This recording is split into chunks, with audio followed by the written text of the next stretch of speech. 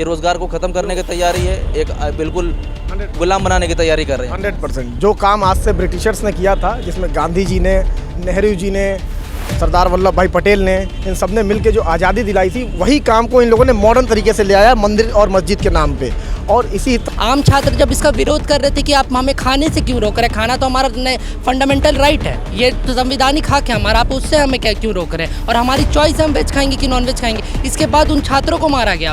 अलग अलग संगठन के लोग जो बीजेपी जिस आइडिया के साथ आए हैं, उनका आइडिया ही यही है कि महिला, मुस्लिम, LGBT कम्युनिटी, क्रिश्चियंस या जो भी अल्पसंख्यक समुदाय हैं उन पे बस हमला करना, उन पे हमला करके ही वो सत्ता में बने रह सकते हैं। उनको उन पे अटैक करके ही वो जिनके उससे संरक्षण चल रहे तभी चल पाएंगे। अब जैसे कि अगर आप देखा जाए तो जो बजरंग मुनि ने कहा कि हम मुस्लिम महिलाओं के साथ रेप कर देंगे, तो उस पर यही कि उस पर जब कल प्रोटेस्ट कर रहे थे दिल्ली में स्टूडेंट्स, तो उनके ऊपर अटैक किया गया। बजरंग मुनि को कहीं अरेस्ट नहीं किया गया, कहीं FIR नहीं। बिल्कुल हमारा ये मानना है कि जितना चीज़ें हो रही है सब सरकार के संरक्षण में हो रही है। हमने देखा कि सबसे पहले नवरात्रि के नाम पे साउथ दिल्ली में कहा गया कि यहाँ पे मीट बैन किया, विरोध में आए उनको मारा गया, और ये कोई पहली दफ़ा नहीं हुआ है। हमने देखा कि इसके पहले भी बार बार कैंपसेस के अंदर ABVP का ये वॉयलेंस रहता है और सरकार की निगरानी में रहता है। ABVP को हम कोई छात्र संगठन मानते नहीं है, ABVP को सरकारी गुंडे मानते हैं हम। सरकारी गुंडे हैं ये कैंपस के अंदर केवल और केवल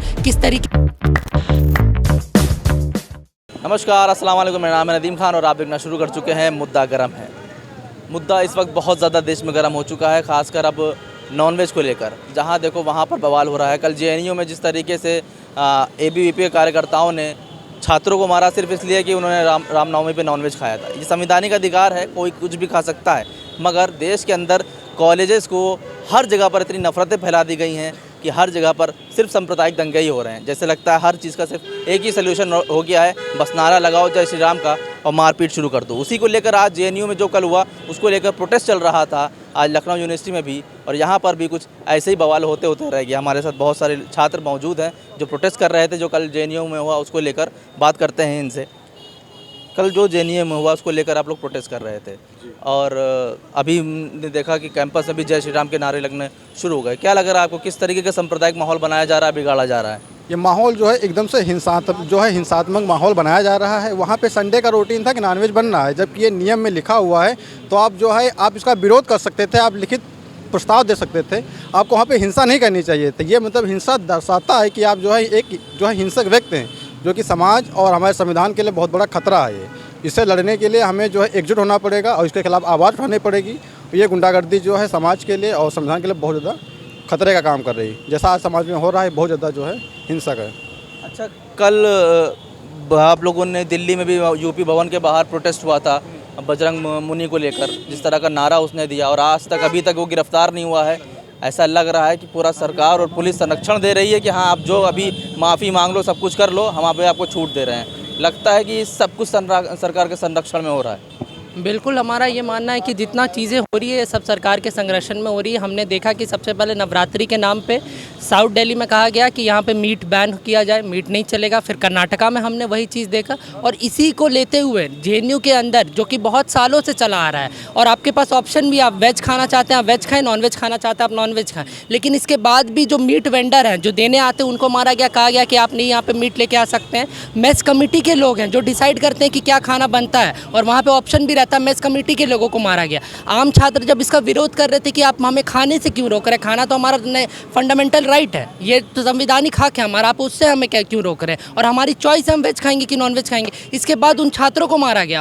अलग अलग संगठन के लोग जो विरोध में आए उनको मारा गया, और ये कोई पहली दफ़ा नहीं हुआ है। हमने देखा कि इसके पहले भी बार बार कैंपसेस के अंदर ABVP का ये वॉयलेंस रहता है और सरकार की निगरानी में रहता है। ABVP को हम कोई छात्र संगठन मानते नहीं है, ABVP को सरकारी गुंडे मानते हैं हम। सरकारी गुंडे हैं ये कैंपस के अंदर केवल और केवल किस तरीके से सांप्रदायिक माहौल को बढ़ावा दिया जाए, इसकी इनकी साजिश रहती है, और ये हम हर एक कैंपस के अंदर देख रहे हैं। कल महिलाओं को जिस तरीके से मोलेस्ट किया गया, ये दिखाता है कि किस तरीके के सोच वाले लोग हैं ये। इन सारी चीज़ों को लेकर लखनऊ विश्वविद्यालय में भी आज हम प्रोटेस्ट किए, और हमारा ये मानना है कि सरकार जो है बिल्कुल एक सांप्रदायिक माहौल जब से ये बनी है, इनका ये मानना है कि ये कुछ भी करेगी, और छात्र जो हैं ये शांति से सुनेंगे, तो ऐसा नहीं होने वाला। छात्र आज भी विरोध कर रहे हैं और कल और बड़ी संख्या में विरोध करेंगे, और तब तक विरोध करेंगे जब तक आप समझ ना जाए कि किस तरीके से देश चलता है, संवैधानिक तरीके से किस तरीके से देश चल लेता है। अच्छा, महिला होने के नाते जिस तरह का माहौल क्रिएट किया जा रहा है,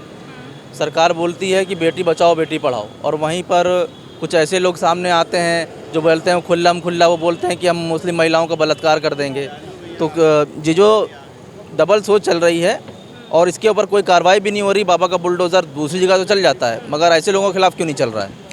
जी, इसका एक ही जवाब है कि आरएसएस बीजेपी जिस आइडिया के साथ आए हैं, उनका आइडिया ही यही है कि महिला, मुस्लिम, एलजीबीटी कम्युनिटी, क्रिश्चियंस या जो भी अल्पसंख्यक समुदाय हैं उन पे बस हमला करना, उन पे हमला करके ही वो सत्ता में बने रह सकते हैं। उन पे अटैक करके ही वो जिनके उससे संरक्षण से चल रहे तभी चल पाएंगे।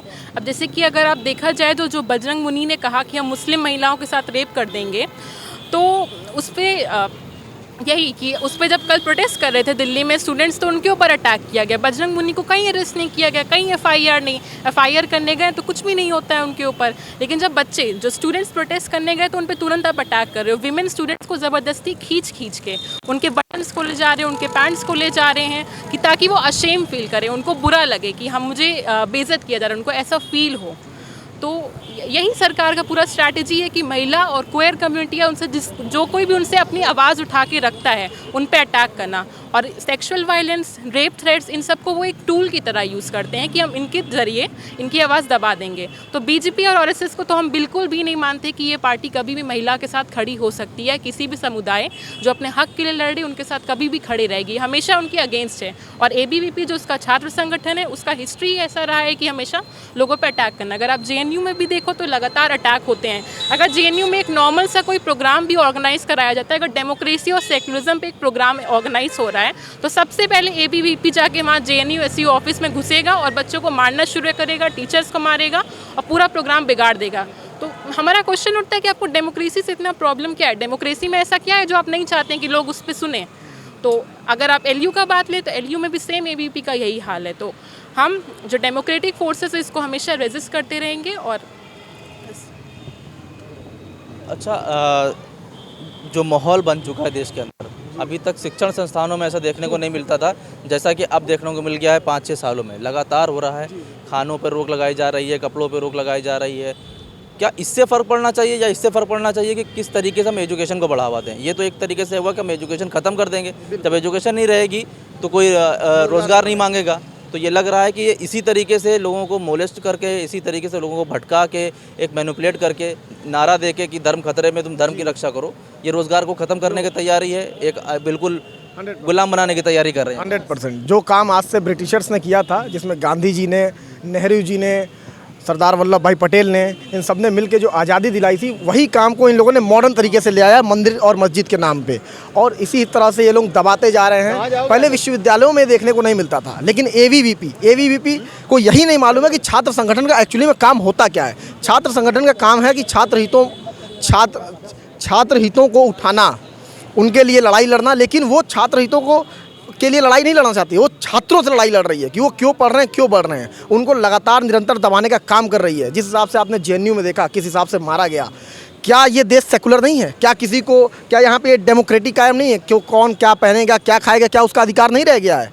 आप यहाँ पे एक तानाशाही प्रशासन या तो घोषित कर दो डायरेक्टली तरीके से, कॉन्स्टिट्यूशन तो आप धीरे धीरे ख़त्म कर रहे हो। इसका एक सबसे बड़ा जरिया है कि जो रोज़गार युवक मांग रहे हैं उसको एनईपी के तहत जब ख़त्म कर रहे हैं। जब पढ़ेगा ही नहीं बच्चा तो रोज़गार कहाँ से मांगेगा? उनके गरीब जो आज गरीब किसान दबा कुचला कैसे भी अपने बच्चों को यूनिवर्सिटी में, इतनी बड़ी यूनिवर्सिटी में पढ़ाने का सपना देख लेता है कि यूनिवर्सिटी में कम फीस होती है, उसको ये लोग ख़त्म कर रहे हैं। एनईपी के थ्रू ये डायरेक्ट यूनिवर्सिटी को प्राइवेट नहीं कर रहे हैं, उसके अंदर के कोर्सेज़ को प्राइवेट कर रहे हैं ताकि उनके पेरेंट्स वही देख के बैक हो जाएँ। यानी कि आप गरीबों को आगे बढ़ने नहीं दे रहे हो, एक सामंतवाद ला रहे हो। यहाँ पे जो उद्योगपति जैसे कि देश में चला रहे हैं, राज कर रहे हैं, वही करें। आप ये मीट की बात कर रहे हैं, क्यों नहीं KFC बैन करवा देते हैं? है हिम्मत, करवा देंगे। वो पूंजीपति हैं, इनको मालूम है कि उनका सपोर्ट करना, उनसे सपोर्ट है हमें, ये वो नहीं कर सकते हैं। इसी हिसाब से दबाया जा रहा है। दूसरी चीज़, बात में श्री राम, बात में भारत माता की जय, ये राष्ट्रवाद और भगवान के नाम पे क्या पेटेंट करा लिया है बीजेपी ने भगवान श्री राम को? सिर्फ उन्हीं के रह गए हैं क्या, और बाकी हिंदुओं के नहीं है? पहले हिंदू बहुत सेकुलर होता था, वो चीज़ों को देखता था, वो धर्मनिरपेक्ष होता था। लेकिन अब हिंदुओं को ऐसी फौज में बदला जा रहा है जो अपने आगे किसी को सुने नहीं, बिल्कुल तबाह कर दें। क्या भगवान श्री राम का राम राज्य ये था? रघुकुल की रीत क्या ये थी? क्या ये बीजेपी जानती है? ये अगर जो सही से भगवान श्री राम को चाहे भगवत गीता को पढ़ लेंगे, शर्म के मारे डूब मरेंगे। अच्छा, एक चीज़ ये भी है कि नारे में फ़र्क हो गया। पहले जय सिया राम बोला जाता था, अब जय श्री राम हो गया। जब से ये बदलाव आया तक लगता है कि आपको ये बदलाव हुआ है? जी बहुत तेज़ी से हुआ है। पहले श्री राम का था, एक मन शांति मिलती थी श्री राम का नारा लगा के या सारी चीज़ें चाहे भगवान के नारे लगा के। अब उसको एक दबाने का जरिया बना दिया गया है। वो एक सिर्फ नाम नहीं रहा है, अब नाम से आप दबा दो भगवान के नाम से। भगवान का नाम सुनते ही आदमी के अंदर हौसला आता है, वो पहाड़ चढ़ने का हिम्मत रखता है। लेकिन उससे अब लोगों को खौफ लगने लगा है। अभी कल ही देखा कि एक गरीब मुसलमान तरबूज बेच रहा था बेचारा, उसका तरबूज का थैला पलट दिया गया। क्या ये है? क्या उसको जीने खाने का हक नहीं है? वो सबसे पहले हिंदू मुसलमान नहीं, वो पहले एक इंसान है। उस नज़र से देखना सरकार ने बंद कर दिया है लोगों को। वो इंसान नहीं देख रहे हैं, वो लोगों को बांट रहे हैं। और दूसरी चीज़ें, जो लोग बेवकूफ़ों की तरफ चले जा रहे हैं इस भीड़ में, वो ये नहीं समझ रहे हैं कि नेताओं की कोई धर्म या जाति नहीं होती है। वो धर्म जाति का इस्तेमाल करते हैं सत्ता में बने रहने के लिए। जैसा कि कल राहुल गांधी जी ने परसों अपने स्पीच में कहा था कि कुछ लोग हैं कि शाम को सोते ही हैं कि सत्ता कैसे हासिल किया जाए और सुबह उठ के भी यही सोचते हैं। तो ये हाल हो गया इंडियन पॉलिटिक्स का। और दूसरी चीज़ जो मैं मानता हूँ कि जैसे कि इन्होंने छात्र संघ चुनाव बंद कर दिए, तो अभी क्या है, छात्र संघ चुनाव से छात्र नेता निकलते थे, वो जाते थे अपना जेल के चीज़ों को जाते थे, पहुंचते थे, वो लोगों के लिए काम करते थे। अब नेताओं को उन्हीं प्रोसेस से डर लगने लगा है कि कल को ये छात्र संघ चुनाव से निकले और हम ही को ना ललकार दे। अगर जो हम उनको ललकार देंगे तो उनके बच्चों को वो लोग कहाँ बैठाएंगे? तो इसलिए वो छात्र संघ चुनाव को बंद कर दिए ताकि वो प्रोसेस बिल्कुल तरीके से ख़त्म हो जाए कि उनकी सीढ़ी तक अब कोई आ पाए। आपको मालूम होगा इस टाइम पे डिप्टी सीएम जो है लखनऊ यूनिवर्सिटी से हैं, 4 मंत्री हैं, वो कैसे पहुँचे? इसी यूनिवर्सिटी की देन है ना कि आज वो वहाँ पे चल के राज कर रहे हैं। और इसी यूनिवर्सिटी में ऐसे अराजक तत्वों को पैदा किया जा रहा है, संगीत माइंड पैदा किया जा रहा है कि हर चीज़ों को दबा के रख दें, ख़त्म करके रख दें। तो एक बहुत बढ़िया जरिया होगा कि एजुकेशन ख़त्म करिए, सारा सिस्टम ख़त्म कर दिए आप देश का। धन्यवाद। वैसे इसमें 2 चीज़ें मैं और जोड़ दूँ। श्रीलंका से हम सबको सीख लेना चाहिए।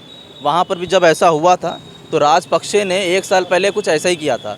वहाँ पर पहले तमिल लोगों से खतरा दिखाया, फिर मुसलमानों से खतरा दिखाया, और आज 1 साल बाद उस नफ़रत का नतीजा ये है कि श्रीलंका ख़त्म हो चुका है। रोज़गार नहीं है, हम सब देख रहे हैं श्रीलंका से किस तरह की तस्वीरें आ रही हैं। और दूसरी चीज़ जोड़ना चाहूँगा कि सर्वे हुआ है अभी, उसमें 90% लोग नॉनवेज खाते हैं भारत के अंदर। सिर्फ 10% ऐसे लोग हैं जो नॉनवेज नहीं खाते हैं, 90% ऐसे लोग हैं जो नॉनवेज खाते हैं। तो ये उनका संवैधानिक अधिकार है कि वो क्या खाना चाहते हैं, क्या नहीं खाना चाहते हैं। लेकिन शिक्षण संस्थानों में हर जगह पर एक इस तरह का माहौल क्रिएट कर दिया गया है जहाँ पर नफरती ताकतों ने कब्जा कर लिया है और लगातार ये सारी चीज़ें सामने को देखने को मिल रही हैं। उसी को चलते लखनऊ यूनिवर्सिटी में प्रोटेस्ट भी हो रहा था। फिलहाल अभी के लिए बस इतना ही, फिर से हाजिर होऊंगा किसी और मुद्दे के साथ। तब तक के लिए दीजिए इजाज़त। नमस्कार, खुदा हाफिज़, जय हिंद।